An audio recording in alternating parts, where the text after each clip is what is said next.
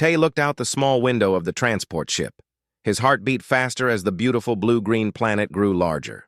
After 6 months of tests, training, and paperwork, he was finally about to become the first human to attend the Galactic Federation Academy. Preparing for landing. "Please secure yourself, human," the ship's AI said in a flat voice. Tay checked his safety harness and took a deep breath. He remembered his sister Hannah's last words before he left Earth. "Show them what humans can do," she had said with a proud smile. "But remember to be gentle." The ship landed with a soft bump, much gentler than the landings on Earth. Everything about this Class 3 planet was gentle. The gravity was only 70% of Earth's. The air was clean and mild. The temperature never went below 15 degrees or above 25 degrees Celsius. It was perfect for most of the galaxy's intelligent species, but not for humans. Humans came from Earth, a Class 12 death world with crushing gravity, extreme temperatures, and dangerous wildlife. At least, that's how aliens saw it. The door of the ship opened with a hiss. Tay stepped out and immediately felt the difference. He felt lighter, as if he could jump 10 meters high without trying. He had trained in lower gravity, but it still felt strange. 5 aliens waited at a safe distance. Tay recognized Director Zilvo from their video calls, a tall, thin being with purple skin and 4 arms. The others were staff members, all looking nervous. "Welcome to the Galactic Federation Academy, Student Ty," Director Zilvo said, making the universal greeting gesture with his upper right hand. "We are honored to host our first human student." Tay returned the gesture. "Thank you for accepting my application, Director. I'm excited to be here." The aliens seemed to relax a little when they heard Tay's soft voice. They had expected a loud, aggressive Deathworlder. "Please follow me," said the director. "I will show you to your special quarters." As they walked through the campus, Tay saw many different alien species. Some looked almost human. Others were completely different. Floating gas clouds in containment fields, crystalline beings that clicked as they moved, and small, fuzzy creatures with too many eyes. All of them stopped to stare at Tay. Some moved away quickly. Others took pictures with their devices. A few brave ones waved. "They seem afraid of me," Tay said quietly to the director. Director Zilvo's skin changed color slightly, their version of a nervous cough. "You must understand, Student Tay. Most of our students come from Class 1 to Class 5 worlds. You are the first student from a world above Class 8. They have only seen humans in nature documentaries about Earth." Tay nodded. He had seen those documentaries. They always focused on extreme human activities, people lifting heavy weights, running marathons, or surviving in harsh conditions. No wonder the aliens were scared. They arrived at a separate building near the edge of campus. It was small but looked sturdy. "This will be your living space," said Director Zilvo. "We have tried to make it like Earth conditions. The gravity generator can be adjusted to Earth normal. The temperature, too." "Thank you," Tay said. "But I can adapt to local conditions. I don't want to be separate from other students." The director's 4 hands moved in a pattern that showed surprise. "That is admirable. But for safety, we insist you have this private space. You can adjust the conditions as you wish." Inside, the room was simple but comfortable. There was a bed that looked too soft, a desk, a food synthesizer, and a bathroom. On the desk was a personal device. "This has your schedule and campus information," explained the director. "Classes begin tomorrow. Your first class is physical education with Professor Oltha." After the director left, Tay sat on the bed and looked at his schedule. Physical education first thing tomorrow. He smiled. That was his best subject back on Earth. He turned on the device and found a message from Jin, his human mentor who had helped him prepare for this exchange. "Remember, Tay, you represent all of humanity now. Aliens find us naturally scary because of our physical abilities. Be extra careful in physical activities. What feels easy to you might be impossible or dangerous for them. Good luck." Tay nodded to himself. He had been chosen for this program partly because of his calm personality. He wasn't the strongest human, but he was patient and careful. Perfect for first contact situations. Later that evening, as Tay was preparing for bed, his device beeped. It was a message from Professor Ultha. "Student Tay, I am your physical education instructor. I have modified tomorrow's activities to accommodate your unique physiology. Please wear the special restraint suit provided in your closet. This will limit your strength and speed to safer levels. We cannot risk injuries to other students." Tay opened the closet and found a strange-looking suit. It had weights built into it and restrictive bands around the joints. He tried it on and could barely move his arms above his head. "This is too much," he said to himself. He adjusted some of the settings, making it restrictive but not ridiculous. He wanted to be safe around the other students, but he also wanted to participate properly. That night, Tay had trouble sleeping. The lower gravity made him feel like he was floating. He thought about tomorrow's class and wondered how the alien students would react to him. Across campus, the alien students were also thinking about him. In the main dormitory, a group had gathered to watch Earth documentaries. They gasped as they saw humans running for hours without stopping, lifting heavy objects and surviving injuries that would kill most species. "I'm not going to gym class tomorrow," said a jellyfish-like student named Lumi. "The human could crush us by accident." "The professors wouldn't let him attend if it wasn't safe," said another student, though he didn't sound convinced. Meanwhile, Professor Ultha was in her office, redesigning the entire physical education curriculum.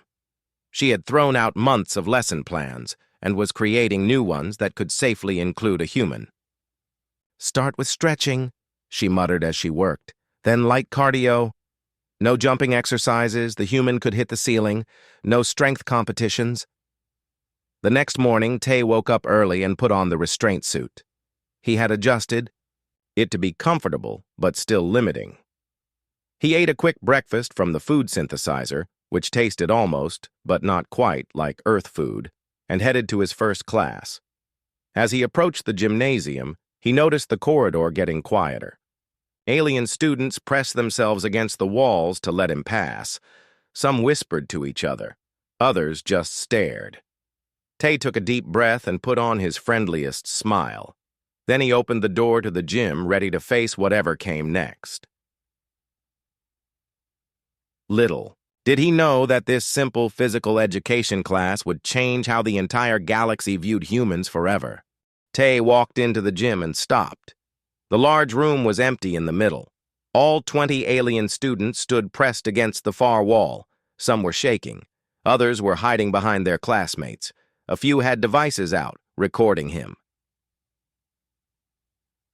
Professor Ultha stood in the center, her tall, willowy body swaying slightly. She had 4 thin legs and arms so long they nearly touched the floor. Her skin was pale blue and seemed to shimmer in the light. "Welcome, Student Tay," she said, in a voice that tried to sound calm. "Please join us, slowly." Tay nodded and walked carefully to the center of the room. He felt the weight of his restraint suit with each step.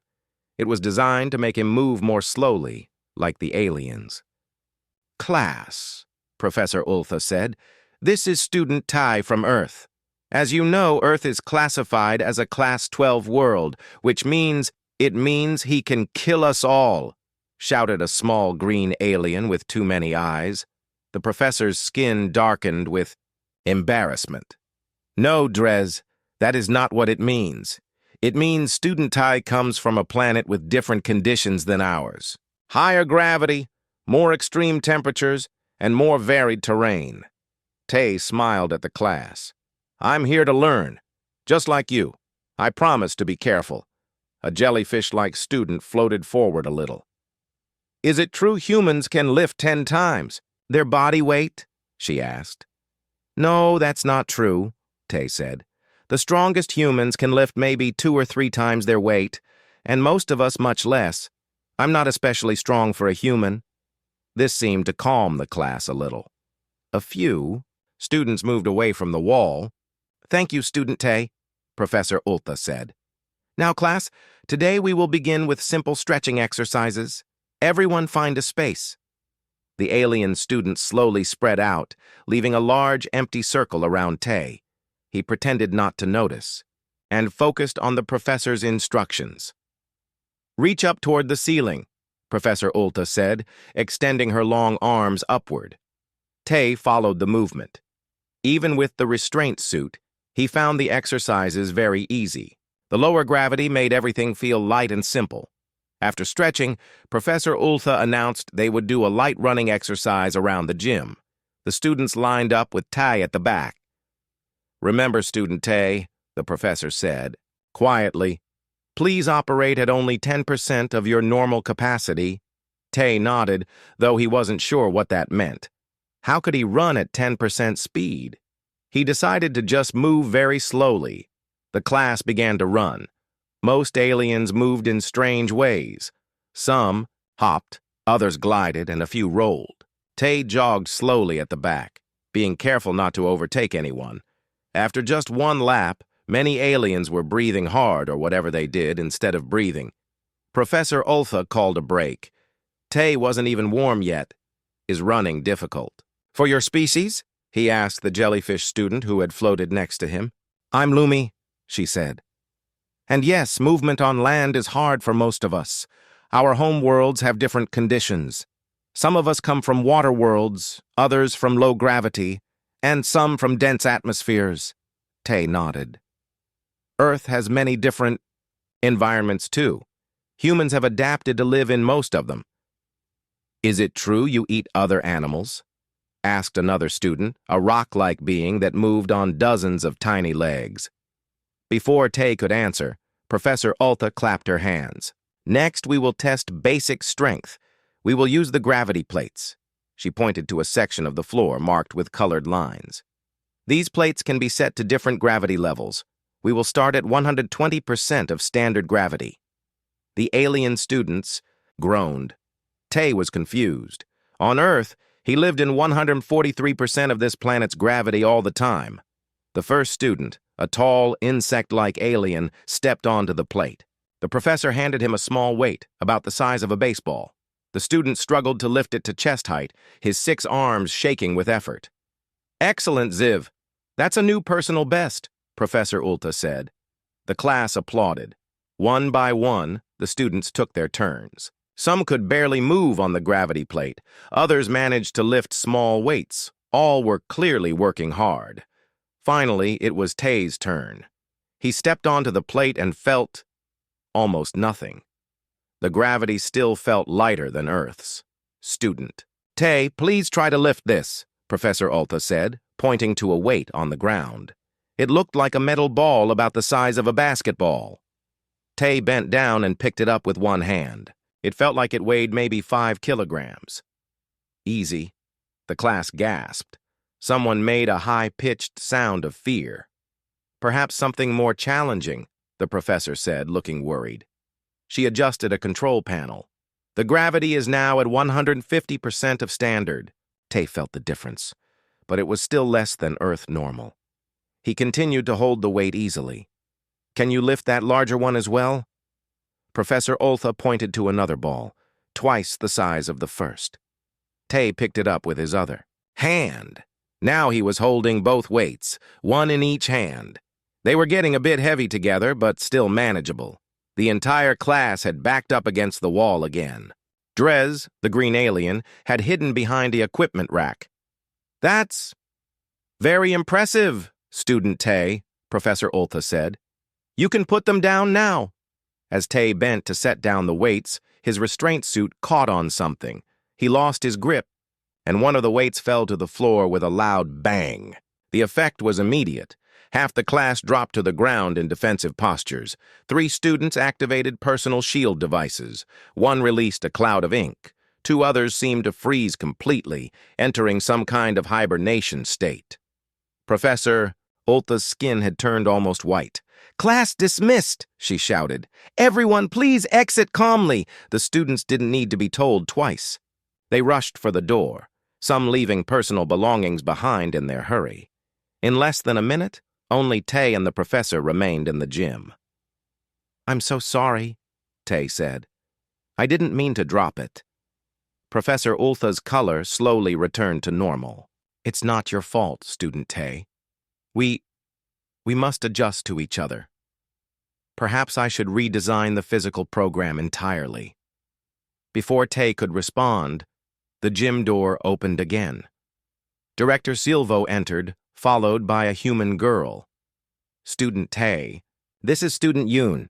She has just arrived from Earth to join our exchange program," the director said. Yoon was shorter than Tay, with short black hair and a confident smile. She wore the same type of restraint suit. "Hi," she said to Tay. "Looks like I missed all the excitement." Tay smiled back, relieved to see another human. "You have no idea." Director Silvo looked at the weights on the floor and the scattered belongings of the alien students. "I see the first physical education class was educational for everyone. Student Yoon will join your class tomorrow, Professor Ulta." The professor's skin flashed several colors at once. "Two humans? In the same class?" The director nodded. "The Earth government insisted on sending 2 students for mutual support. I'm sure you'll adjust your curriculum accordingly." As the director and Yoon left, Professor Ulta sank onto a bench, her 4 legs folding under her. "Don't worry," Tay said, sitting next to her. "We'll be careful. And maybe the other students will get used to us soon." The professor looked at him. "Perhaps. Or perhaps they will all transfer to different classes." She sighed. "We have never had Deathworlders here before. Then we'll just have to show everyone that humans aren't so scary after all," Tay said. But as he looked at the dented floor where the weight had fallen, he wondered if that would be possible. The next day, Tay met Yoon for breakfast in the special human dining area. "How was your first day?" Yoon asked as she ate something that almost tasted like eggs. "Interesting," Tay said. "I scared everyone in gym class by picking up some weights." Yoon laughed. "I watched some alien students run away when I just walked down the hall yesterday. One actually climbed up a wall to avoid me." "We need to show them we're not dangerous," Tay said. "Professor Ulta is trying her best, but the other students are still terrified." "I have an idea," Yoon said, leaning forward. "Let's ask if we can do a team activity today, something where we work with the aliens, not compete against them." When they arrived at the gym, they found Professor Ulta setting up colorful flags. Around the room, the alien students were again huddled at one end, but a few looked less frightened than before. "Good morning, students Tai and Yoon," Professor Ulta said. "Today we will try a team exercise called Capture the Flag. I will divide the class into 4 teams." Tay and Yoon exchanged smiles. This was perfect. But when Professor Ulta announced the teams, all the alien students assigned to Tai's team looked horrified. Lumi, the jellyfish student, actually turned a pale white color. "Excuse me, Professor," Tay said, raising his hand. "Could Yoon and I make a suggestion for the rules?" Professor Ulta looked surprised but nodded. "On Earth, different people have different abilities," Tay explained. "So in games like this, we sometimes create rules that use everyone's strengths. Could we modify the game that way?" "An interesting concept," the professor said. "What do you suggest?" Yoon stepped forward. "What if humans can only walk, not run? And maybe we can't use our hands to grab flags, only guide our teammates?"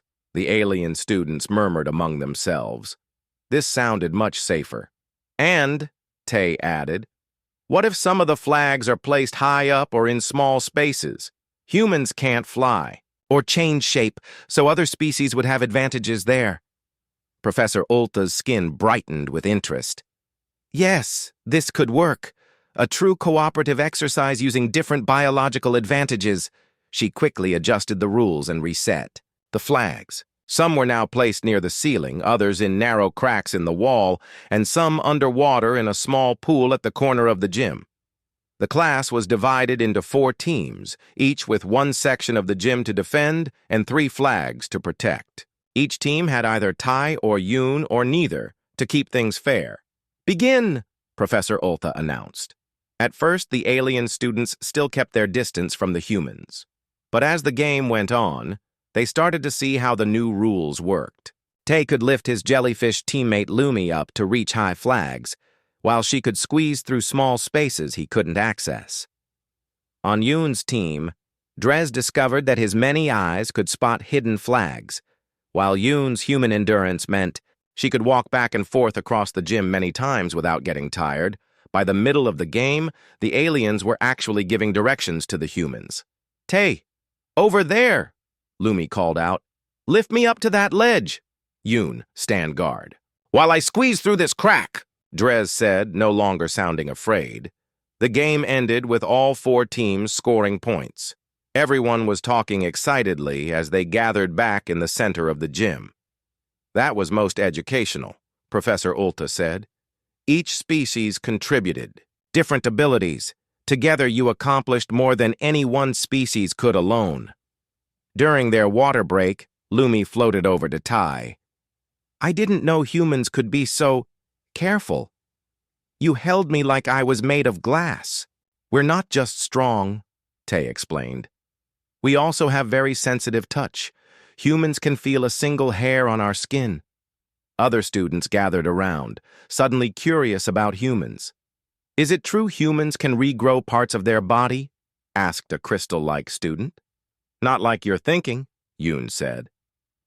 "We can heal cuts and breaks, and our liver can regrow if part is removed. But we can't regrow limbs or organs." "What about eating metal?" asked another student. Tay laughed. "Definitely not. Some metals are very toxic to us." As they talked, a small commotion broke out across the gym. Drez had tripped and fallen badly. He was making a high-pitched sound that clearly meant pain.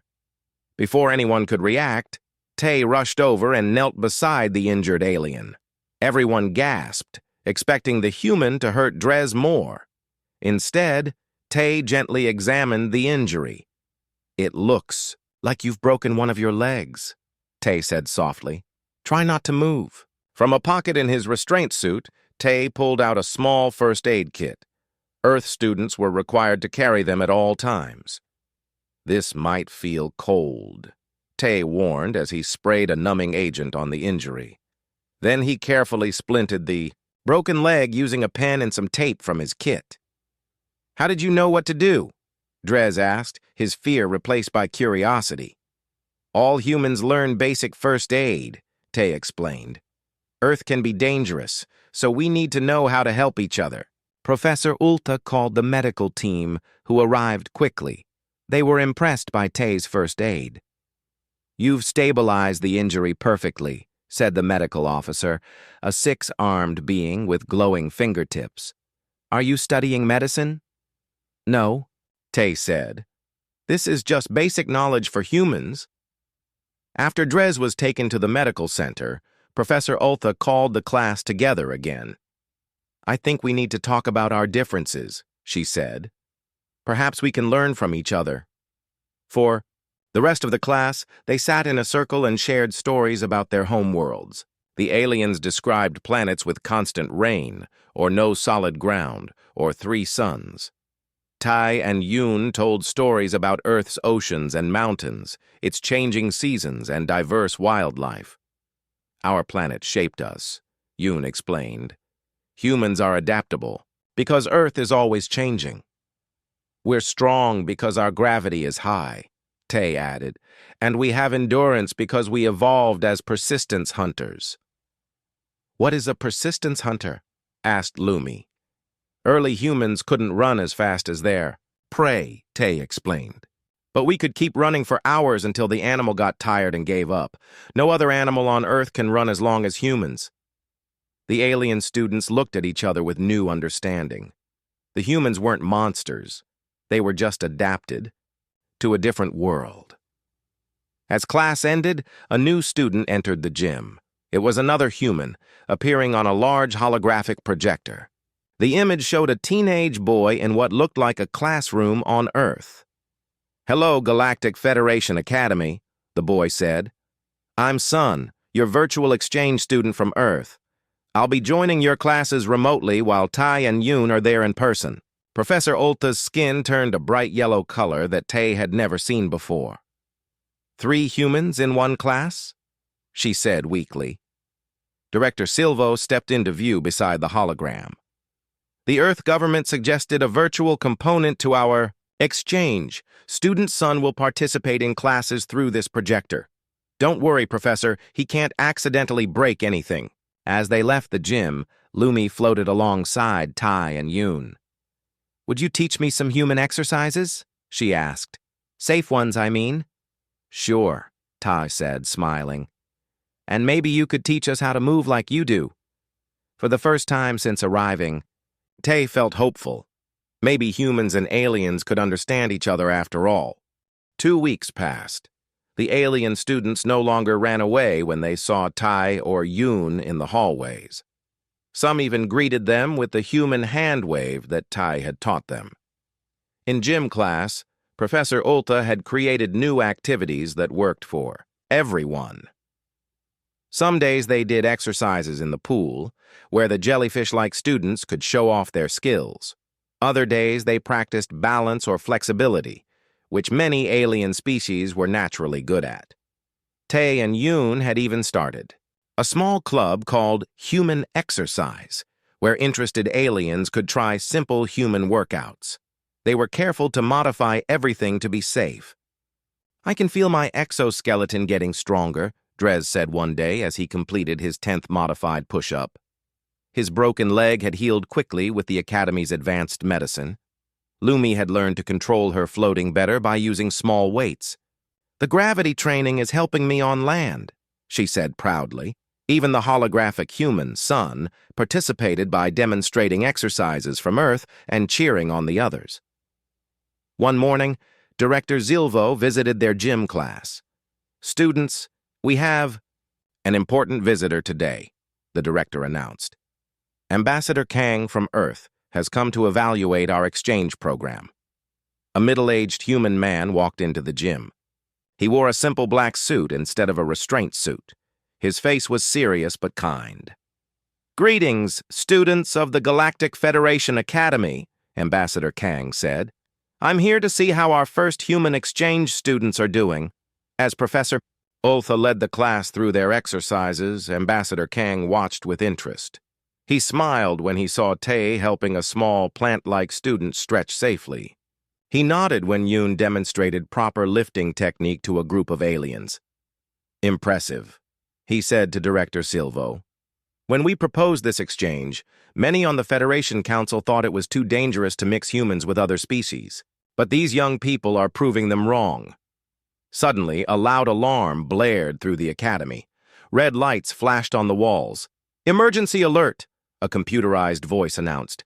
Asteroid impact has damaged atmospheric regulators, oxygen levels. Dropping in sections 3, 7, and 12. All non-human students proceed to safety zones immediately. The alien students began to panic. Some ran for the doors, others froze in fear. What's happening? Tae asked Professor Ulta. The Academy's atmospheric system maintains different air mixtures for different species, she explained quickly. If it's failing, some areas will become toxic for certain students. Her skin had turned a dark gray color. Director Silvo was using a communication device. The damage is severe, he reported. The main regulator was hit. Engineering teams can't reach it because the corridor is filled with methane gas. Methane is dangerous for most species here, Professor Ulta said. But is it dangerous for humans? Tae and Yoon looked at each other. Not in the short term, Yoon said. It smells bad but won't hurt us right away. Ambassador Kang stepped forward. Where is the damaged regulator? Director Silvo pointed to a map on the wall. Here, in Section 12, but I cannot allow humans to endanger themselves. The damage is exactly what humans are built to handle, Ambassador Kang said firmly. Class 12 Deathworlders evolved to survive emergencies. Let us help. The director looked uncertain, but nodded. Very well, but be careful. I'm going, Tae said. Me too, Yoon added. I'll guide you from here, Sun said from his holographic projector. I can access the Academy's systems and show you the fastest route. As they ran through the hallways, they saw aliens hurrying to safety zones. The Academy's atmospheric alerts were getting more urgent. Oxygen levels critical in Section 7, the computer announced. Carbon dioxide rising in Section 3. Section 7 has the aquatic students, Yoon said. They need special water conditions. And Section 3 has the medical center, Tae added. Drez is still there recovering. They reached a junction where the corridor split 3 ways. We need to split up, Tae said. I'll fix the main regulator in Section 12. Yoon, can you check the aquatic area? Make sure everyone got out safely. On it, Yoon said, already running toward Section 7. What about the medical center? Sun asked from a wall screen. Tae thought quickly. Can you contact someone there, see if they need help? Sun nodded, and his image disappeared, switching to another part of the academy. Tae continued toward Section 12. As he got closer, the air began to smell like rotten eggs, the methane gas. He removed his restraint suit to move more freely. When he reached the damaged area, he saw why no one could fix it. A piece of the asteroid had crashed through the ceiling. The room was filled with debris, and the main atmospheric control panel was sparking with electricity. Taking a deep breath of the smelly air, Tae pushed his way through the rubble. He reached the control panel and saw the problem. The main power. Coupling was broken, and the backup system was damaged. Using his human strength, Tae lifted a fallen metal beam that was blocking access to the emergency manual controls. The controls were designed for the 4-armed technicians, but Tae managed to operate them with both hands. Slowly, the hissing of leaking gases stopped. The emergency lights changed from red to yellow. Atmospheric systems stabilizing, the computer announced. Partial function restored. Meanwhile, Yoon had reached the aquatic section. 2 jellyfish students, including Lumi, were trapped in a rapidly draining tank. The emergency systems had malfunctioned, thinking the water was contaminated. Yoon climbed the tank and reset the drain controls. Then she used her weight to bend the metal outlet pipe, stopping the water from flowing out. "Are you okay?" she asked the frightened students. "Yes," Lumi said, her tentacles shaking. "Thank you for saving us." In the medical center, Sun had connected to the systems and was helping the medical staff maintain proper air quality by controlling the vents from Earth. When Tae returned to the gym, he found Ambassador Kang helping organize the relief efforts. Aliens from all parts of the academy were working together to repair the damage. "Well done," the ambassador said when he saw Tae. "The main systems are back online. Engineering teams can handle the rest now." "Is everyone safe?" Tae asked. "Yes, thanks to you and Yoon, and your virtual friend too." The ambassador smiled. "You've shown the Federation something important today." Later, when everyone had gathered in the main hall, Director Zilvo called for attention. "Today we experienced a serious emergency," the director said. "But thanks to the quick action of our human students, no one was seriously hurt." The alien students looked at Tae and Yoon with new eyes, not with fear, but with respect. "For many cycles, the Federation has viewed Class 12 worlds as too dangerous to join our community," Director Zilvo continued. "We feared that Deathworlders would be too aggressive, too strong, too different." Ambassador Kang stepped forward. "Humans are different. We are stronger in some ways. But strength isn't just for destruction. It's also for protection." Professor Oltha's skin glowed a deep blue color. "I have a proposal," she said. "Student Tai has been teaching a small exercise group. I suggest we make it an official class. Deathworld training for any student who wishes to become stronger. And perhaps," Ambassador Kang added, "we should invite more Deathworld species to join the Academy. The galaxy needs different kinds of strength." That evening, Tae, Yoon, and a holographic Sun sat with their alien friends in the Academy garden. "Were you scared?" Lumi asked. Of course, Tay said. Being from a death world doesn't mean we don't feel fear. It means we've learned to act despite being afraid. That's what I want to learn, Drez said. Not just to be stronger, but to be brave. As they watched the planet's 3 moons rise, Tay thought about how much had changed. They had come here as terrifying Deathworlders. Now they were just friends, different but equal.